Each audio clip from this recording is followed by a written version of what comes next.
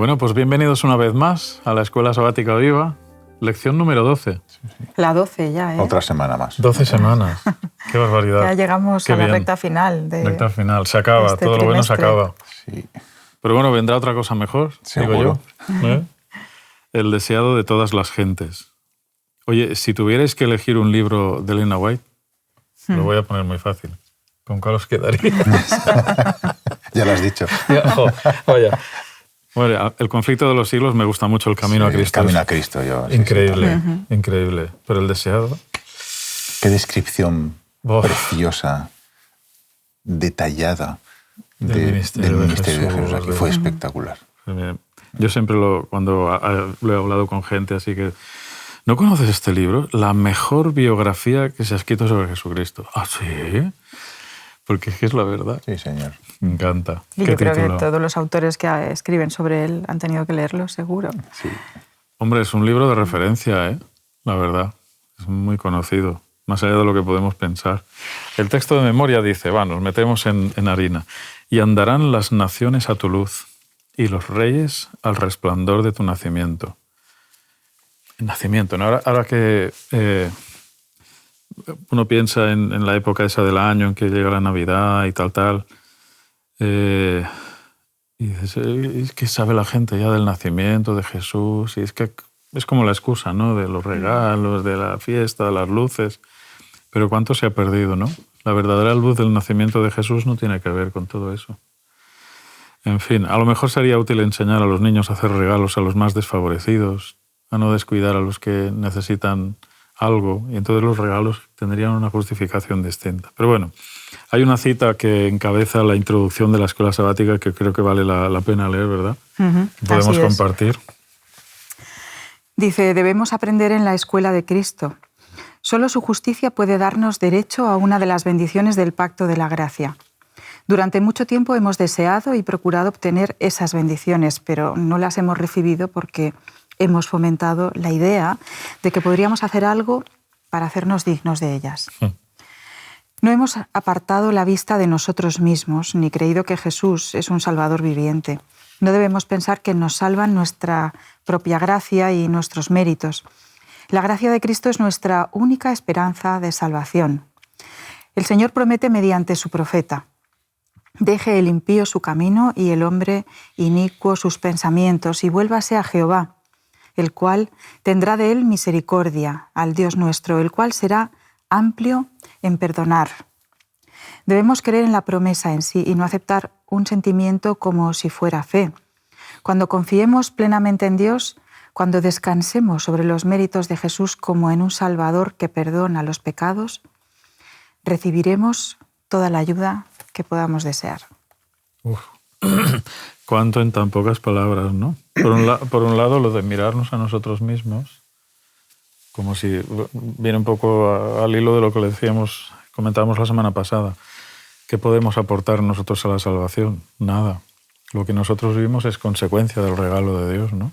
Aportamos agradecimiento. Sí, agradecimiento. Como mucho, poco más. Y a veces ni eso, ¿eh? A veces, Bueno, a veces ni eso, tristemente. es verdad. Es terrible. Pero la cita tiene mucha amiga, me gusta mucho. Sobre todo me llama la atención de no aceptar un sentimiento como si fuera feo. ¡Ay, qué engañoso es el corazón, ¿eh? Más que todas las cosas. ¿Y Y quién lo perverso. conocerá? Sí. ¿Y quién lo conocerá? Igual que dice Elena White que el amor es más que un sentimiento, es un principio, la fe también. La fe no depende de, ¡ay, me siento bien! Qué fe que tengo, ¿no? Un subidón, ¿cómo se dice? Místico. Es una estabilidad. La fe es una estabilidad. Qué bonito es esto. Sí, porque cuando hablamos de sentir a Dios, de caminar con Él, Sí, a través de evidencias, no estamos hablando simplemente de algo que sentimos, ¿no? Sino que es real. Y sin embargo, Exacto. todo eso se puede difuminar como efecto de nuestra separación de Dios. Y es lo que sí. trata justamente la lección del domingo, ¿no? Eso Cómo es. todo eso se difumina como repercusión, por lo que cargamos en nosotros mismos, como parte de nuestra naturaleza pecaminosa caída, ¿no? Y me encanta cuando describe que ¿por qué ayunamos si no nos haces caso? ¿Por qué humillamos nuestras almas si no nos dices, Señor, sí? Pero escúchame, hijo mío, ¿en qué momento yo te he dicho que tú ven a mí, si yo no te voy a echar fuera? El problema es cuando solamente lo haces, como decíamos la semana pasada, ¿no? Lo haces como mera Formalismo, expresión sí. formalista de algo que no nace de un corazón sincero, ¿no? Y creo que ahí es donde radica la dificultad, porque a veces cuando juzgamos, como dice el Señor, vosotros veis lo que veis, pero yo miro el corazón, ¿no? Esa es la diferencia, de actuar de corazón delante de Dios, quien finalmente ve todo lo que somos y de qué manera lo hacemos, a actuar de cara a la galería. Vaya, vaya. Por el postureo que decíamos, ¿no? Sí, es eso. El postureo. Por el selfie. Por el selfie. Podríamos leer el texto de Isaías 59, 1 y 2, que creo que es muy importante. Dice, no es tan corta la mano del Señor que no pueda salvar.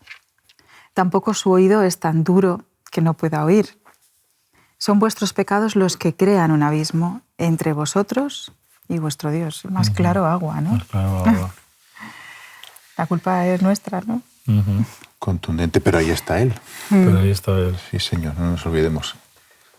Y sigue diciendo. Sigue diciendo, son vuestros delitos los que hacen que oculte su rostro y no os oiga por no veros ni oíros. Ese es el asunto. Si tuviéramos que explicar, para nosotros es como muy claro, ¿no? Pero si explicamos lo que es el pecado o qué consecuencias trae, ¿cómo podríamos explicar? ¿El pecado? ¿Qué significa el pecado? Querer vivir independientemente de Dios. Muy bien. Como Muy si Él no bien. existiera. Entonces, realmente es como paso. Frente a eso el Señor dice, ¿qué más puedo hacer? Yo de verdad que lo hago todo y sigo llamándote. Pero si no quieres, tú eres libre, hijo mío. Y creo que en eso radica un amor supremo, ¿no? Muy bien. Que a veces no entendemos. Muy bien. Él sigue estando ahí. Así es. Porque contrariamente a lo que muchas veces pues, se piensa, ¿no? O nos han inculcado en algunos sitios, de decir, bueno, es que si no te portas bien, Dios no está contigo, ¿no? Te deja. O si entras en tal sitio, pues ahí Dios no te puede acompañar, ¿no? Se queda en la puerta. No, Él es un amigo fiel. O sea, Él va a estar ahí en las buenas y en las malas. Otra cosa es que nosotros queramos contar con Él. Eso hay que destacarlo, porque tú y yo, que hemos trabajado mucho con niños en las iglesias donde vamos, a veces hemos escuchado con la mejor intención, pórtate bien, porque si no Jesús no te querrá. Madre mía, digo, ¿en qué momento se nos ha metido ese veneno Qué peligro. en la cabeza? Una cosa es que el Señor no esté contento con lo que yo hago y otra es que deje de quererme. Qué barbaridad. El pecado nos puede alejar de Dios. Pero Dios sigue ahí pendiente a ver si hay alguna respuesta antes de que abramos incluso los labios, ¿no? De hecho, toda la Biblia se encarga justamente de eso. Si entendemos, si leemos la Biblia desde el principio, que Adán y Eva ya decidieron seguir su camino desconfiando del Señor, el Señor sale al encuentro de ellos, ¿no? Me encanta esa... Es Él el que sale, es Él que toma la iniciativa de ir a buscar a sus hijos. Y desde entonces no ha dejado de tomar la iniciativa en todos y cada uno de los casos en la historia hasta nuestros días. Entonces, no hemos de pensar que nuestros pecados nos van a hacer que Dios se aleje de nosotros, sino sencillamente hace que nosotros nos alejemos de Él. Pero Él sigue llamando, sigue apelando, sigue amándonos con pasión y todo lo que podía hacer lo ha hecho. Y si algo más puede hacer, no nos preocupemos que también lo hará. Porque lo que más desea es abrazarnos cuando lleguemos a casa. Así es. Tomamos como referente las relaciones humanas, Sí. que no tienen nada que ver, ¿no? Entonces, si quieres estar conmigo, bien, y si no, pues mira, tú mismo, ¿no? Y pensamos que con Dios es igual. Humanizamos a Dios, ¿no? Sí. Pero el enfoque que has dado es muy bueno, ¿no? El pecado nos aleja de Dios. No es que Dios se aleje de nosotros, aunque en un momento pueda expresarse así, pero es que realmente Dios va a estar ahí, pendiente. El pecado es rechazo de Dios, como tú decías, ¿no? Vivir al margen, rebelarse. Hay muchos aspectos, ¿eh? Porque hay personas que pueden tener a Dios como algo indiferente, otras se rebelan directamente, otras se alejan, habiendo estado con Él, ¿no? Hay toda una gama de colores. El pecado es despreciar el regalo de Dios en Cristo. Eso es una perspectiva muy cruda y muy dolorosa. Rechazar el perdón y la misericordia. Y la pregunta que podemos hacer nosotros y que podemos compartir con las personas que nos están escuchando o viendo es: ¿cuál es la experiencia del pecado que nos separa de Dios? ¿Cuál es tu experiencia? ¿Qué es lo que te separa de Dios? ¿Y cuál es la solución? Porque eso es el dedo en la llaga. Señor, ¿qué bien haré para tener la vida eterna? ¿No? Pues vende todo lo que tienes y dáselo a los pobres y sígueme. A eso no se le había ocurrido. El sacrificio, hablamos la semana pasada, ¿no? Del sacrificio. Y se fue triste el chico, dice. Se fue triste el joven. La solución requiere sacrificios. Son inevitables. Es verdad que la salvación es gratis, pero muchas veces Dios nos va a proponer un cambio de vida que implica rupturas en situaciones, en cosas que hacemos. Eso es la parte que a lo mejor puede parecer un sacrificio en el inicio, pero cuando ya estamos en el camino y el Señor nos ha dado la paz, mira cómo lo ve el apóstol Pablo, ¿no? Sí. Todo eso lo tengo por basura. Eso es muy bonita sí. ese de alguna proceso, manera, es un proceso. Lo que el Señor nos propone cuando nos propone, mira, esto, hijo mío, no es sano, no es bueno para ti. De alguna manera, una visión es que Dios lo único que nos está pidiendo es que nos desprendamos de aquello, del lastre que nos está sobrando para llegar al cielo. Eso es. Entonces, simplemente te propongo eso. No va a ser ni sano, ni saludable, ni gozoso para ti en esta tierra, por mucho que te puedan haber vendido eso, ni te va a ayudar a que por fin pueda abrazarte en los reinos de los cielos, ¿no? Entonces, bajo esa perspectiva, qué bien haríamos si en cada ocasión que sentimos esa vocecita de cuidado, esto, Dani, respondiéramos diciendo, es verdad, Señor, ayúdame, porque tú sabes, me conoces mejor que yo mismo. Sí, porque el pecado está en el pensamiento. Ay. ¿Eh? La batalla en la mente, que la decíamos batalla el de otro la día. mente, así es. Entonces, a veces simplemente es el desechar un pensamiento, ya estás acortando esa distancia. Sí, Señor. La Biblia nos habla de este tema, la lección lo recoge muy bien, habla del perdón. Es un tema que vuelve a salir aquí, el tema del perdón. ¿Quién es perdonado? La Biblia dice que todos hemos pecado y la gracia de Dios en Cristo nos salva de la condenación. Pero ninguno, nos libramos del pecado. Ninguno. Todos. El único que no pecó fue Jesús. Exacto. Así que eso de ir con medallitas de atrevernos a juzgar a otros, pues como bien decía, ¿no? Cada vez que tú señalas con el dedo a alguien, acuérdate que hay 3 dedos como mínimo que te apuntan a ti. Así que mejor calladito y que el que esté libre de pecado que tire la primera piedra. Jesús, como siempre, dando ahí su puntada trascendental que llega hasta nuestros días quizá con mayor eco, ¿no?, que antes, cuando hoy en día vivimos en esta sociedad de la imagen. A veces pensamos que cuando señalamos a otro estamos protegiéndonos a nosotros, cuando es todo lo opuesto ante el Señor.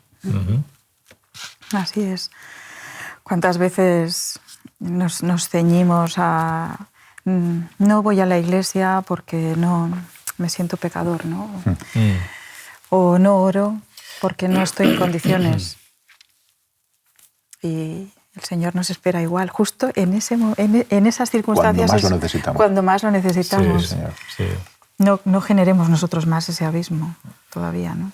Hay unos personajes de la Biblia que me dicen algo muy importante que comentábamos la semana pasada, ¿no? Todos hemos pecado, pero cuando Dios perdona es como si no hubiéramos pecado. Ahora, digo, solo ha habido una persona en la historia del mundo que nunca haya pecado, que es Jesús. Y ahora vamos a hablar de algunos que conocemos. Elías subió al cielo, pero era pecador. Vale, andó con Dios, progresó espiritualmente, pero no era un hombre perfecto. Moisés también, conocemos su historial. El propio Enoc, que andó con el Señor y el Señor se lo llevó. ¿Y pensamos que nunca cometió un error? Vamos, sería de tontos pensarlo. La Biblia dice que todos. Exacto. Entonces, todos hemos pecado, pero la gracia cubre el pecado de tal manera que es como si nunca hubiéramos pecado. Dios, cuando habla del rey David, dice: mira como mi siervo David, que cumplió mis mandamientos, mis normas y estatutos, que andó en mis caminos. Nunca habla mal de David. Solo el cronista, cuando refiere que son palabras del cronista, David, menos en el asunto de Urías el Eteo. Es la visión humana, la de Dios nunca. Cada vez que Dios habla de David es perfecto, varón, vamos, impecable. Conforme al corazón de Dios. Conforme al corazón de Dios. Como me gustaría que Dios dijera eso de mí, ¿eh? Pero bueno, lo dice, ¿eh? Cuando nosotros confesamos nuestros pecados a Dios y nos perdona, es así. Eso es lo que tú comentabas la semana pasada justamente, es que está borrado, no existe. Es lo que nos cuesta tanto aceptar a nosotros, ¿no? Entonces, disfrutamos de una salvación. Isaías 59, a partir del versículo 15, está hablando un poquito de esta situación. Son unos cuantos textos, pero está hablando un poquito de ese momento, de la intervención liberadora del Señor, ¿no? Cuando por fin llegamos al final de la historia. y describe pues, un poquito lo que dice Apocalipsis, ¿no? Viene el Señor con su galardón para recompensar a cada uno según sean sus obras. Y ahí es donde algunos se basan para hablar de las obras como parte necesaria de la salvación. Qué terrible, ¿verdad? Sí. Es una pena que se distorsione el evangelio tan simple, tan sencillo. Porque se le da ahí. la vuelta. Es que a veces cuesta, yo creo que la gente que lo interpreta así es porque realmente les cuesta aceptar algo gratis. Y como entienden que el sacrificio de Jesús fue muy grande, entonces dicen, yo debo hacer algo. Claro. Y no se dan cuenta que debe ser como resultado de aceptar. Esto es. Y no como parte de mi compromiso en el que debo entregarle algo a cambio. Simplemente acércate a Él y el resultado será una vida agradable a los ojos de Jehová. Claro. A pesar de que evidentemente seguimos siendo pecadores. Hombre. Claro, es esa transformación de la que hemos venido hablando también durante este trimestre. Uh-huh. Esa transformación por gracia, por la gracia de Dios. El regalo ya lo tenemos y es gratuito. Así es. Aceptarlo.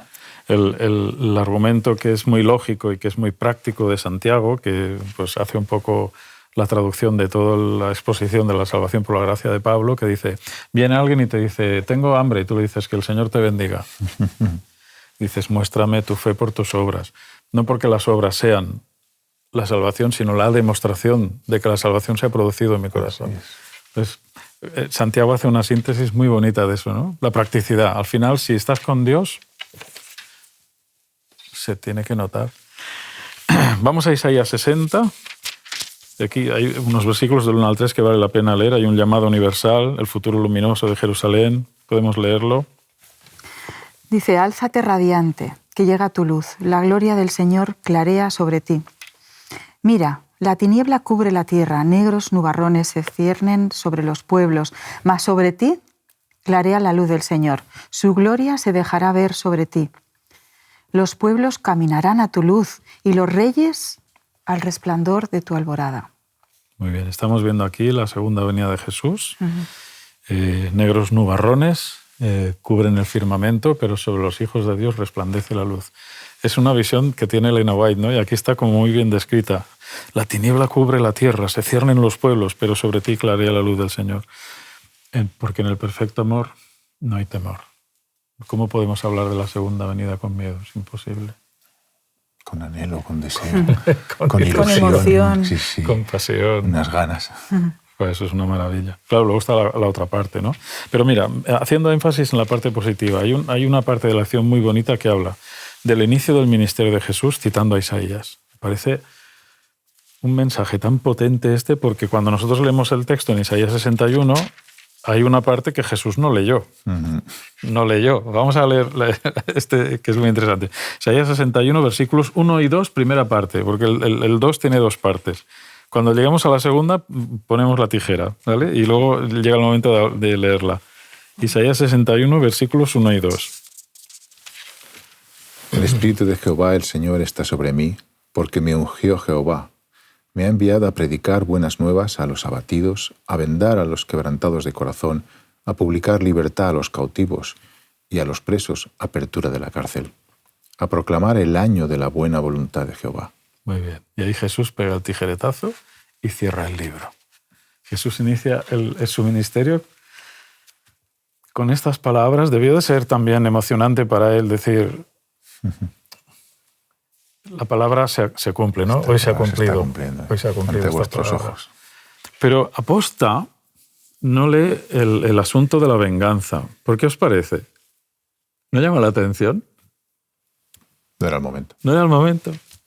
Yo he venido a salvar, no a condenar. Uh-huh. A mí me gusta mucho Juan 3:16 y 17, que es que no lo leemos. Juan 3:16, 17, porque no he venido a condenar al mundo, sino a salvarlo.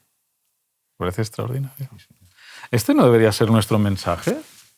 Claro, el mensaje del Evangelio. Por las buenas nuevas, claro. La libertad a los cautivos, sí. Todo tipo de cautividad hoy en día. Claro. Mira, os hago una confesión personal también. A mí me gusta la Biblia, me gusta la teología. Yo soy especialista en la teología práctica, ¿vale? Hay otros especialistas en la teología más densa y sistemática. No soy un especialista en profecía, me gusta. Pero hay gente que a veces dice, predicas poco de profecía. Digo, hombre, si vas a mirar todos los sermones que he dado a lo largo de la vida, he predicado muchas veces de profecía, pero me gusta hablar del amor de Dios. Porque lo que va a cambiar la Iglesia no es el miedo, no es el conocimiento de lo que va a venir solamente. Porque sin eso, dice Pablo, si tengo todo ese conocimiento y no tengo amor, de nada me sirve. Isaías habla del amor de Dios. También está la profecía, también está lo malo que va a pasar si no haces lo que... Pero lo que motiva de verdad no es el temor, no es el conocimiento de lo que va a venir, es la relación diaria, porque me puedo morir hoy. Yo no lo sé. Hoy es lo que cuenta. Mañana, pues que venga lo que tenga que venir. Pero al fin y al cabo, la venganza... Es que Jesús dice, es que no os voy a hablar de venganza. Es que os voy a hablar de buena noticia, disfrutar. Y la buena noticia sigue. Estamos, históricamente hablando, teológicamente hablando, en el día de las expiaciones. No se ha cerrado la gracia.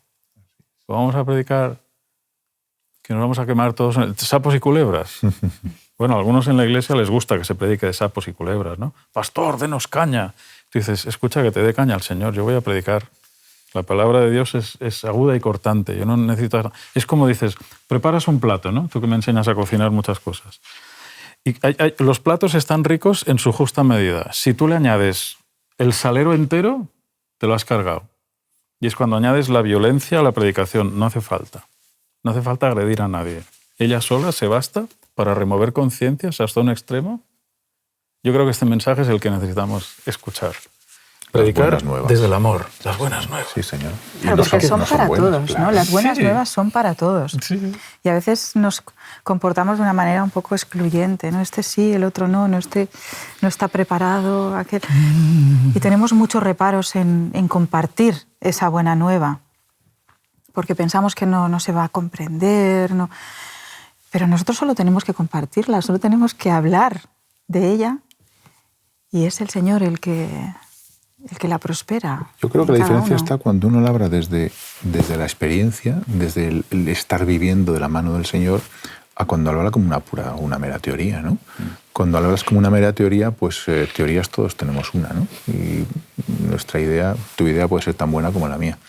Pero cuando tú estás contando cuán grandes cosas Dios hace en tu vida, claro, la gente se sorprende porque eso no están acostumbrados. Es como de, así es. Esto es muy raro, eres muy raro. Las veces que me he escuchado yo eso, eres muy raro. Pues mira, yo sí. La experiencia que he tenido, porque la verdad que me he movido mucho fuera de la iglesia, en otros ámbitos, con personas no creyentes, y mi experiencia ha sido que cuando he compartido mi fe, cuando he compartido mi experiencia, en el día a día, en el decir, bueno, yo tengo la certeza de que el Señor me está ayudando y que está conmigo y que esto va a salir adelante, ¿no? En esa forma práctica de vivirla. Hubo una vez alguien que no se me olvidará que me dijo, una chica joven además, y me dijo, ¿por qué no nos hablan así en la universidad? ¿Por qué no invitan a alguien que nos hable así en la universidad? Es un mensaje que no se nos da. ¿Por qué se nos oculta? ¿Por qué no se comparte abiertamente? Cuando hablas de Pablo y del papel que Pablo le atribuía a la mujer y tal. Sí, me acuerdo. Qué bueno. Qué bueno. Bueno, pues hagamos como Jesús. No tengamos miedo, no tengamos miedo. Sí, tenemos un mensaje precioso. Bueno, todo lo feo está aquí también advertido para que nadie caiga en el mal de manera ignorante, como decíamos hace unas cuantas semanas. Dios es bueno y nos advierte de dónde llevan algunos caminos, solo faltaría. Desde luego. Solo faltaría. Como cualquier padre hacemos con nuestros hijos, hija, ve con cuidado, que por ese camino no te va a conducir nada bonito, ¿eh? Luego está ahí, sí que podemos leerlo, la parte 2, ¿no? Versículo 2, la parte B. Sí que está el día de venganza. Pero mira, viene mezclada con otra cosa. ¿Lo puedes leer? Sí. Y el día de venganza del Dios nuestro, a consolar a todos los enlutados. Es que es muy raro que el Señor diga algo que va a ocurrir feo sin que haya una parte buena ahí. Porque el día de la justicia contra el mal y los que han hecho el mal con crueldad es también el consuelo para los que lo han sufrido. Pero Satanás siempre se las arregla para que parezca... Veamos solo una parte, distorsionada. Parte. Bueno, es que el vocabulario a veces es muy limitado, ¿eh? Claro. Para expresarlo todo. Entonces, imposible. Bueno, hablamos de venganza, pero... Y es lenguaje humano. Es lenguaje humano. Me encantaría leer, yo sé que ¿La queda cita? poquito tiempo. Sí, justo La tengo. Pues cita de Elena White, leer. Sí. Muy bien, adelante. Bueno, dice, Jesús estaba delante de la gente como un exponente vivo de las profecías concernientes a él mismo. Explicando las palabras que había leído, habló del Mesías como un aliviador del oprimido, liberador de los cautivos, sanador de los afligidos, restaurador de la vista a los ciegos y revelador de la luz de la verdad al mundo. Su actitud impresionante y algo maravilloso, y el maravilloso significado de sus palabras conmovieron a los oyentes con un poder que nunca antes habían sentido. El flujo de la influencia divina quebrantó toda barrera. Como Moisés, contemplaban al invisible. Mientras sus corazones estaban movidos por el Espíritu Santo, respondieron con fervientes amenes y alabanzas al Señor. Qué bonito. ¡Fua! Me hubiera encantado estar allí. Sí. Escuchar esto de sus labios, la carne de gallina solamente de leerlo. Sí. Pero qué bien leerlo porque nos trasladamos a esa situación y a ese tono que Jesús ponía en todo lo que hacía, ¿no? Destacamos tres pensamientos. Tres pensamientos, con esto terminamos. Bueno, pues para mí es quedarme con ese regalo. Para mí es el regalo. Es lo que me ayuda al día a día. Es lo que me motiva a pensar que no soy merecedora de nada, que me considero pecadora y que, sin embargo, Él me ama, sin condición ninguna. Y que ya la pelota está en mi tejado, ¿no? Amor sin condiciones. Directamente depende de mí. Amor sin condiciones. Yo me quedo con el pacto. Venga. El pacto de Isaías 59, que a mí me tocó mucho. Que es para todos. Sí, bueno, pero este caso era para mí. Cuando lo leí me lo estaba diciendo a mí. Dice, y este será mi pacto para contigo, Dani. El espíritu mío que está sobre ti y mis palabras que puse en tu boca no faltarán de tu boca, ni de la boca de tus hijos, ni de la boca de los hijos de tus hijos, dice Jehová, desde ahora y para siempre. Amén. Amén. Qué bonito. Yo me quedo con la buena noticia y el hecho de que predicar el Evangelio es un placer y que tenemos que predicarlo desde el amor, desde el respeto, desde la sensibilidad y desde el disfrute. Gracias por haber colaborado y haber dejado que el Señor hablara a través de vosotros en esta escuela sabática, la 12 ya, el deseado de todas las gentes.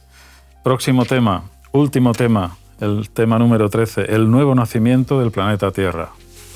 Cuántas cosas surgen a la cabeza. Precioso ese tema. Lo vamos a disfrutar. Muchas gracias. Besos a los dos. Te invitamos a tener una experiencia más allá del sábado, convirtiendo tu unidad de acción en una iglesia hogar, donde la Biblia, la oración intercesora, la fraternidad y la testificación sean vuestro estilo de vida.